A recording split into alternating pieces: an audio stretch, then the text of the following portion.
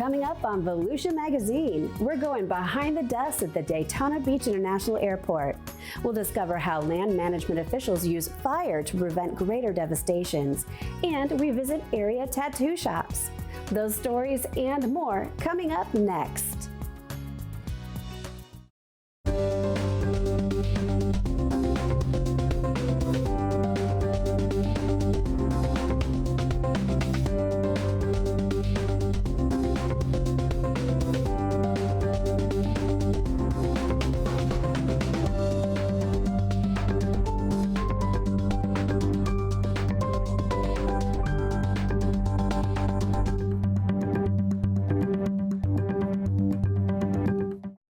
Hello and welcome to Volusia Magazine. I'm Amber Osman.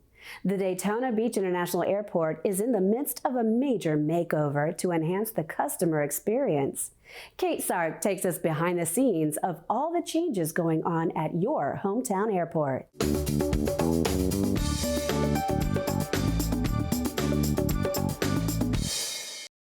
The Daytona Beach International Airport was built in 1992 and hasn't seen any facility upgrades since then. While it's still a beautiful facility, the stakeholders felt it was time for an upgrade. Planning for the terminal project actually began in 2014, with construction starting in early 2019. While the airport is county-owned, it operates as an enterprise fund, meaning that no taxpayer dollars will be used to fund the project. So the airport is often the first thing that people see when they come into this community, and sometimes it's the last. So leaving a good impression or giving people a good impression when they come in through the doors for the first time is extremely important, not just for the airport and the airlines that serve the passengers, but also for the community. It is our front door. And what we've done with the terminal renovation project is really try to take a lot of the elements from our local environment and community and add them into the terminal renovation project. The coastal ecology design will be basically featured around the beach and the feeling you have when you're at the beach and the colors. The palette is all designed around natural beach type theme, the coastal ecology. The remodel will take place in stages, and there will be no interruption in airline service with minimal inconvenience to passengers. While the list of improvements is too long to list, highlights include new flooring, upgraded ticket and rental car counters, digital signage, a new meet and greet area, and new furniture with charging stations. Our thought was to try to open the terminal up. And so when you come in through the front door for the first time, it's going to be this wow factor and this grand entrance. You're going to be welcomed with terrazzo flooring, the balcony being removed, and your eye's going to go up and see the sky and the skylights that we have that let down the sun into the terminal. And then also too, we're going to have a waterfall that is going to be very relaxing. That's really the theme that we're going for. Some improvements being made won't necessarily be seen by customers, but that doesn't make them any less important. We're upgrading our escalators, making them more reliable, upgrading our elevator system. We're also going to be installing a common use system for the airlines. What that allows is the airlines are able to come in and just log into a system and not have to come and bring their own equipment, bring their own computer systems. That will completely eliminate that. So they'll save thousands, up to $50,000 initially, just having this common use system. So it's going to be very important for us as we move forward and try to attract more air service and new airlines. And while new carriers and additional destinations are at the top of the public's wish list, it's important to note that they can have a hand in helping to make it happen. The airport works diligently to recruit new service, but like most businesses, airlines are in the money-making business and look for where there's the most demand and support. Another thing that airlines look for is development in the area, whether it be in the business sector or residential sector. They want to see growth, they want to see population growth, but they also look at where passengers are going currently. If our local community decides to travel to another airport, utilize another airport to fly out of, that is a vote for more air service at that airport and not ours, because the airlines pay attention to where passengers are traveling to and from. It's very, very important that people continue to utilize the service here. That's what's going to create more demand. That is what is going to create more air service in the future. In addition to the facility upgrades, a 2-year, $35 million project to rehabilitate Taxiway November, the primary air carrier taxiway, as well as portions of several other taxiways and connectors, began in May of 2018. The Federal Aviation Administration is funding 90% of the project, with the Florida Department of Transportation and Airport splitting the remaining 10%. We're completely rehabilitating, ripping up the pavement, putting it back down. We're putting in new stormwater drainage system, doing new LED lighting, which will help airports save money on their electric bill. We're reconfiguring some of the geometry of the taxiways to make it more safe and to make it comply with current FAA design standards. So this type of project, whether it's the taxiways, runways, or ramps, very important to ensure that we continue to reinvest in our airport and our taxiway and runway system. The terminal renovation project is slated for completion in the fall of 2020. To learn more about the Daytona Beach International Airport, visit flydab.com. For Volusia Magazine, I'm Kate Sark. Volusia.org is your online county government resource. View the County Council agenda and meeting calendar, as well as review past meeting minutes and archived video and audio. Save time and bypass the lines by going online to register your car or boat, pay a bill, and much more. Plus, you can use the site to discover activities, workshops, and ways to become involved with your community. Volusia.org is your portal to everything Volusia County. The time behind bars can be considered as just a waste of time, but the Volusia County Corrections Division has many programs to benefit the inmates upon their release. Kevin Captain goes inside and has the details.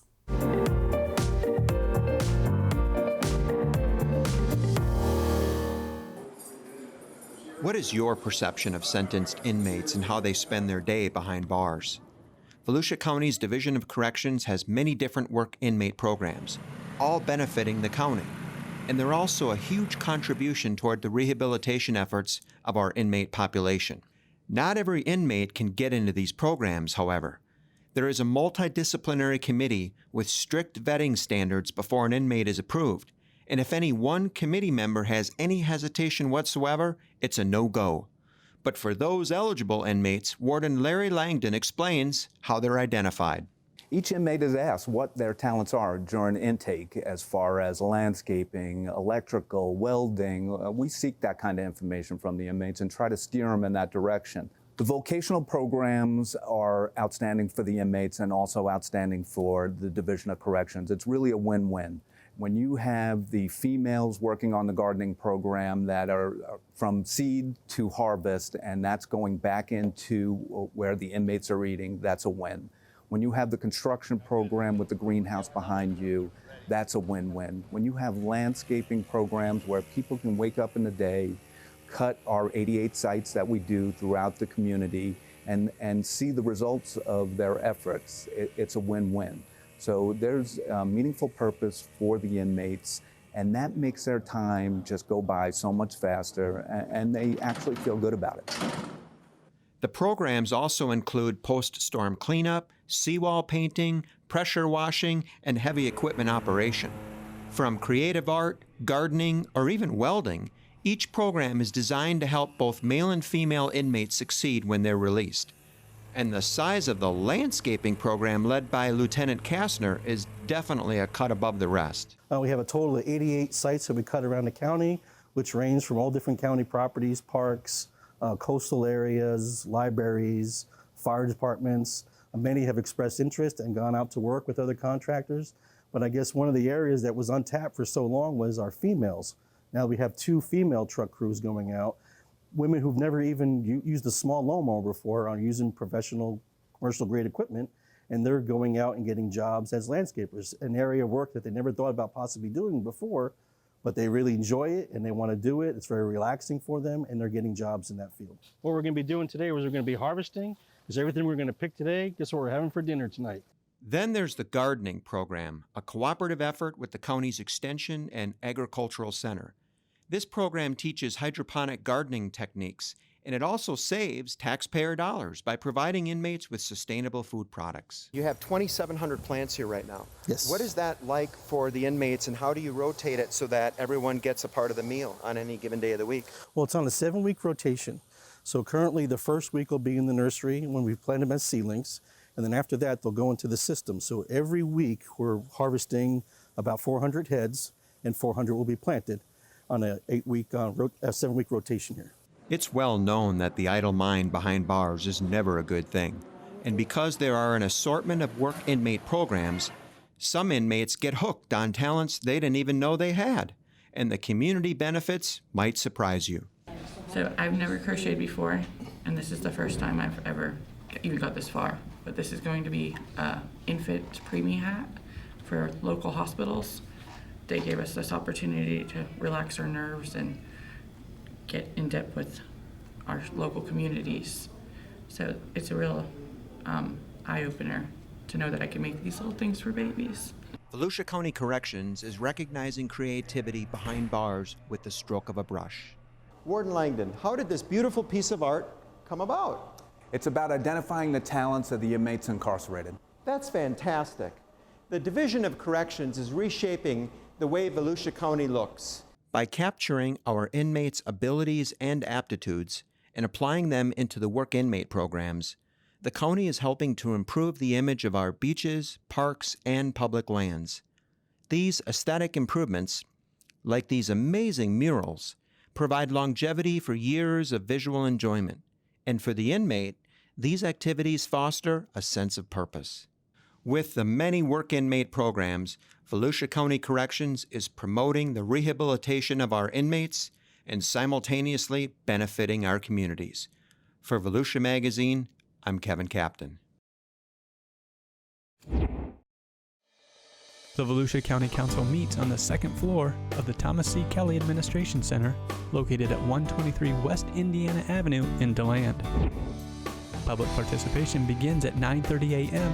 and the meeting agenda starts at 10 a.m. A live video stream is available at volusia.org/audio, and agendas are posted at volusia.org/agenda. Here's a look at upcoming meeting dates. After recent heavy rains, mosquitoes are on the move. Did you know that if a container can retain water, a mosquito can lay eggs in it? A small amount of water can lead to big problems. Take a walk around your property and tip and toss any standing water. Be a buzzkill. Put a stop to mosquitoes. Hi, I'm Josh Wagner. And I'm Billy Wheeler. During the planning stages of the Tomstead Veteran Memorial Bridge, people voiced their desire to have a Veterans Memorial Plaza on the northwest side of the bridge. The Veterans Memorial Plaza will create a special place in our community for people to reflect and connect with our fallen heroes. The proposed concept for the new Veterans Memorial Plaza is estimated to be a $1.2 million endeavor. Your donation will help us create a special place in our community in which we can honor Volusia County veterans from all military branches and military conflicts. To help fund our Veterans Memorial Plaza, visit veteransmemorialbridge.com or call Volusia County Accounting at 386-736-5933. We appreciate your support to create this lasting memorial for those who have served and continue to serve our country.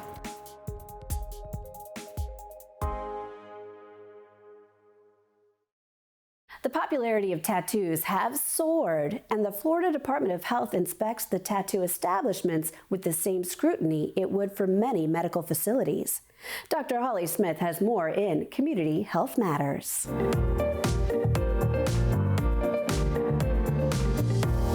Good morning. My name is Greg Thomas. I'm with the Florida Department of Health in Volusia County. I'm here to conduct your annual tattoo inspection. Sounds good. Have you ever wondered how safe it is to get a tattoo at a tattoo establishment? If you think about it, the tattoo artist is breaking the skin to inject ink to create the body art. Well, the Florida Department of Health inspects and licenses tattoo establishments. The process you're about to see is similar to what you might find in a doctor's office or other medical facility. Greg Thomas explains. We look for a wide variety of things. Some of it involves paperwork and record keeping, customer records, minor consent forms. There's a lot of documentation that they're required to keep. And we also are looking at their ability to set up and maintain a aseptic technique. Here's how the process begins. The inspector asks each artist to demonstrate what they would do when preparing to create a tattoo. First thing we're going to do is set up the area of the tools that we're going to need. We're going to have a table and an armrest for this particular tattoo, and we want to make sure we have ample lighting for the procedure as well, which is where this comes in. Next thing that we're going to do is we're going to disinfect the area that we're going to be working on with a health department approved disinfectant to make sure all the area is sterile, and then we're going to cover all the areas that we're touching with a disposable barrier to make sure the area is sterile. After that, we're going to cover the bottles, we're going to set up the area, pour the pigments, and we're going to do the tattoo. Before you touch anything when you're setting up for a tattoo procedure, you want to wash your hands for the appropriate amount of time. This generally is a minimum of 20 seconds. You want to make sure that you're getting by the nails and all that good stuff in here. You can't just do a quick throw some soap on the hands and wash them off. It's not going to cut it. The artist dries the hands and then gloves up. He covers the table with paper for an extra layer of protection. Even the medical grade pillow gets a disposable cover. Next thing we're going to do is we're going to cover any area of any machinery or equipment that we're going to touch with what's called barrier film. The bottles and even the electrical cords that will be used during the tattoo procedure also are covered in barrier film. This keeps them from getting contaminated during the procedure. And just in case, as an additional layer of protection, the bottles, the light, and other equipment are disinfected after the procedure. The razor, the ink wells, and the sterile needles are all disposable. They only get used once. Now, once this whole thing is set up, the artist is ready for the client. That looked very good. I appreciate it. Next up, the inspection of the autoclave room. That's where all of the instruments are cleaned and sterilized. Once again, the artists show the inspector what they do. The first thing that we do is we don some gloves. That's followed by an apron, arm guards, and a mask. This protects the artist from what could be on the tools that were used on the last client. This is where we put our tool container. This is where we'll clean the tools. This is where we rinse the tools. Then those tools go into the ultrasonic cleaner. That cleans them before they're placed in sterile pouches. Those pouches go into the autoclave to be sterilized for the next client. We've taken a 1-hour inspection and condensed it into just a few minutes, but rest assured, inspectors are looking for techniques that prevent the spread of disease from one client to another. It's a really wide range. It can be everything from the floors, walls, and ceilings to paperwork showing that they've done proper testing on the autoclaves. It takes about an hour to do an inspection for a medium-sized tattoo shop. The Department of Health inspects tattoo establishments once a year. Volusia County has more than 70 tattoo shops to check out. That number continues to grow, and it is not because people are looking for more ink on their arms and legs. The number has drastically gone up in the last 4 or 5 years due to a huge rise in popularity of permanent makeup, and especially microblading, which is a specialized technique of applying permanent makeup where they use a hand tool and kind of mimic the hair strokes on eyebrows. So why does the Department of Health conduct such thorough inspections of tattoo establishments? Well, it's because there are several diseases that can be spread through tattooing if it's not done properly. They include the hepatitis B virus, hepatitis C, and the HIV virus. MRSA and staph infections also can be spread here. You see, there's a lot more to this process than the artist using a clean needle. I have a lot of people that call me and they talk to me and they tell me that they've gotten a tattoo from someone out of their home, which is not legal in Florida. You can't tattoo out of your home. And they say, well, I know it was okay because I saw him unwrap clean needles. What does happen is that You could be tattooing on a surface like a couch that can't be properly cleaned. It could be contaminated with blood or bodily fluids. You could have the machine itself have blood or bodily fluids on it and not having been cleaned properly. All the surfaces, all the inks, all of those things could be contaminated. So there's many, many other ways to transmit disease besides just reusing a needle. If you're thinking about getting a tattoo or a piercing and want to make sure that you're going to an establishment that has been licensed by the Department of Health, here is what you look for. Tattoo establishments and piercing establishments are required to have a location license from the state of Florida. And you can look on the wall and look for the Florida Department of Health logo, and you'll know that you're in a licensed establishment. Also, tattoo artists also must have a license that looks a lot like that, and you can request a certificate from piercers to prove that they've taken the required coursework. For the Florida Department of Health right here in Volusia County, I'm Dr. Holly Smith.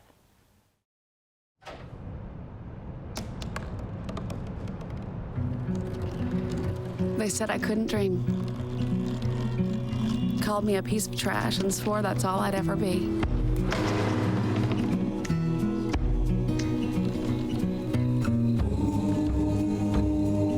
Said a bottle couldn't see the ocean.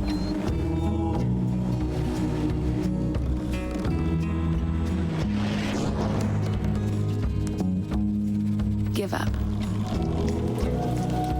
Go back to the dumpster. But I didn't listen. I made my way.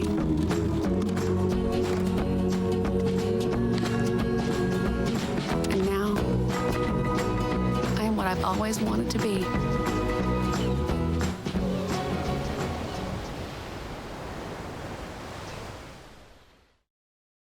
Using fire to fight fire, a controlled fire that is, to prevent a costly and highly destructive wildfire. Sharon Gamble has the science and the environmental benefits of prescribed burns in Solutions for Your Life.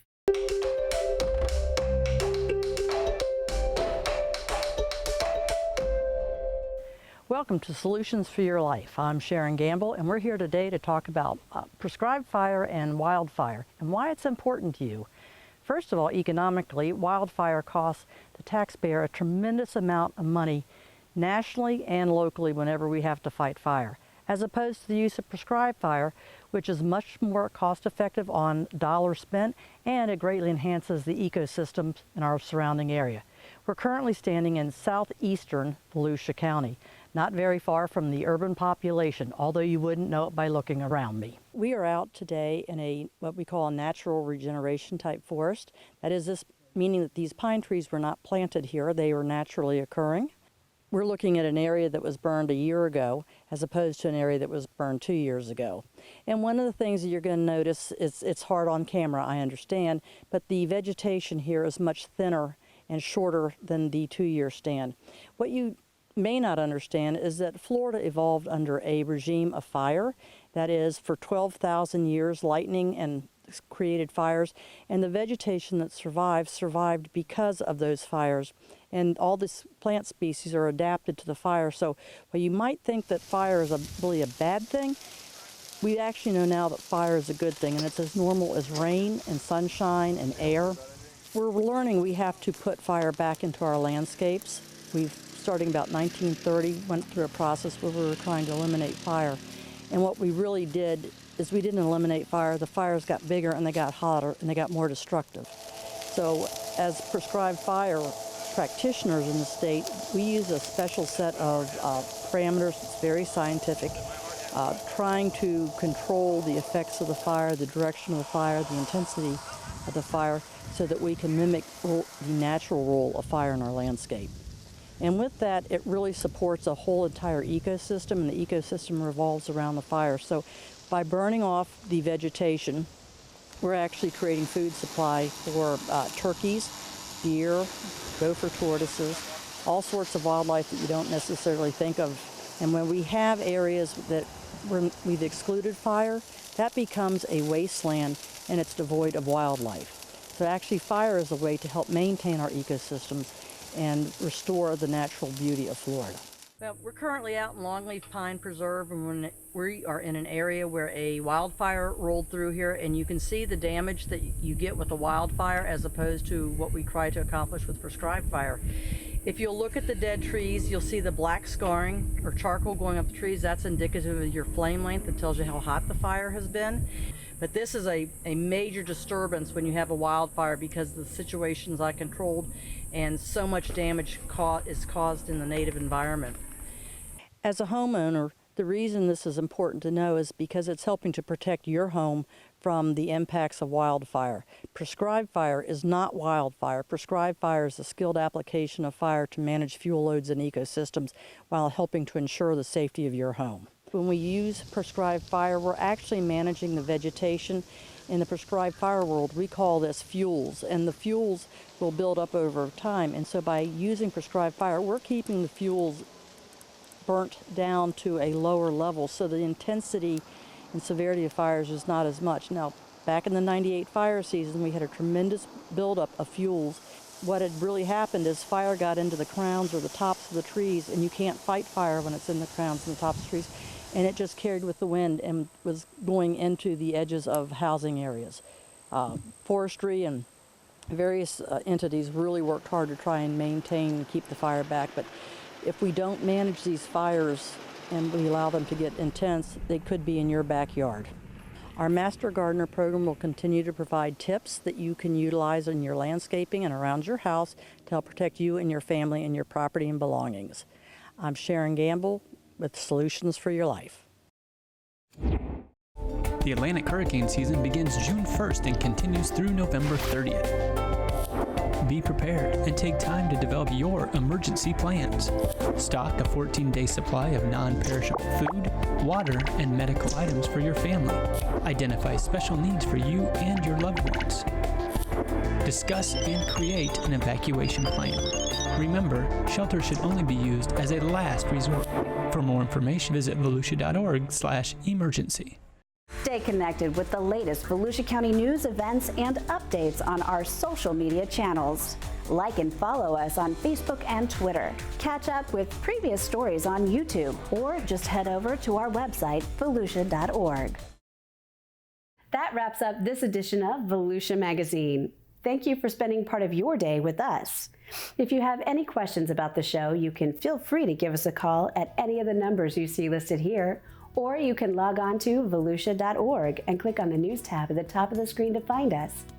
And we hope you won't forget to listen to Volusia Today. That's Volusia County Government's weekly public radio broadcast. Volusia Today airs every Tuesday, Wednesday, and Sunday mornings on the local radio stations you see on your screen. For Volusia Magazine, I'm Amber Osmond. Have a wonderful evening.